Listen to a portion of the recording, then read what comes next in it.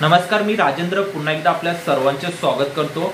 मुख्यमंत्री माझी लाडकी बहीण या योजनेअंतर्गत आता बऱ्याच महिलांनी ऑनलाईन फॉर्म भरलेला आहे, परंतु बऱ्याच महिलांना एक समस्या आहे की आम्ही व्यवस्थितरित्या आमचा जो फॉर्म आहे तो भरलेला आहे, परंतु अजून देखील आमचा जो फॉर्म आहे तो पेंडिंग दाखवत आहे। याचे नक्की काय कारण आहे? त्याच प्रकारे बऱ्याच महिलांना ही देखील भीती आहे की आमचा फॉर्म एक्सेप्ट होईल का रिजेक्ट होईल। तर याबाबत आपण संपूर्ण माहिती या व्हिडिओमध्ये घेणार आहोत। तत्पूर्वी जर तुम्ही चॅनलवरती नवीन असाल तर चॅनलला सबस्क्राइब करून ठेवा। असेच माहितीपूर्वक व्हिडिओ मी तुमच्यासाठी घेऊन येत असतो। तर चला आता सुरू करूया।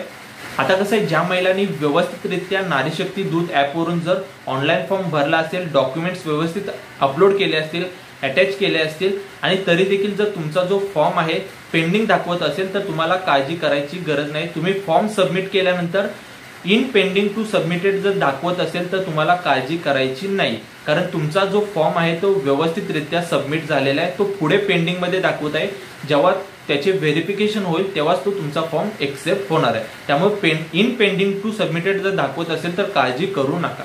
आता बऱ्याच महिलांना हा देखील प्रश्न आहे की आमचा फॉर्म एक्सेप्ट होईल का रिजेक्ट होईल।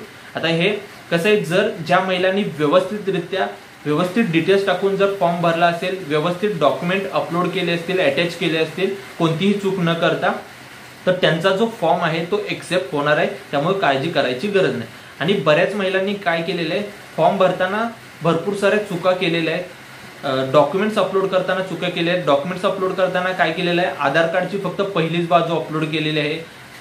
त्याचनंतर रेशन कार्डची पहिली बाजू अपलोड केलेली आहे। जिथे आपल्याला दोन्ही साईडचे फोटो अपलोड करायचे होते तिथे फक्त एकाच साईडचे फोटो अपलोड केलेले आहेत। असे जर काही चुका केल्या असतील तर तुमचा जो फॉर्म आहे तो रिजेक्ट केला जाऊ शकतो। त्यामुळे व्यवस्थितरित्या फॉर्म भरताना व्यवस्थित तुम्हाला फॉर्म भरून घ्यायचा आहे। आणि जरी तुम्ही अजून देखील जर तुमचा फॉर्म एडिट केला नसेल तर तुम्ही एडिट करून तो तुम्ही त्याच्यामध्ये चेंजेस करू शकता। त्यामुळे तुम्हाला घाबरायची काही गरज नाही। आणि जर एकदा एडिट केल्यानंतर तुम्ही पुन्हा तो एडिट करू शकत नाही।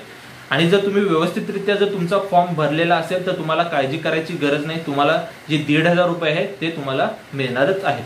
तर मित्रांनो, ही व्हिडिओ तुम्हाला आवडला असेल तर व्हिडिओला नक्की लाईक करा आणि चॅनलला सबस्क्राईब करायला विसरू नका। जय हिंद, जय महाराष्ट्र।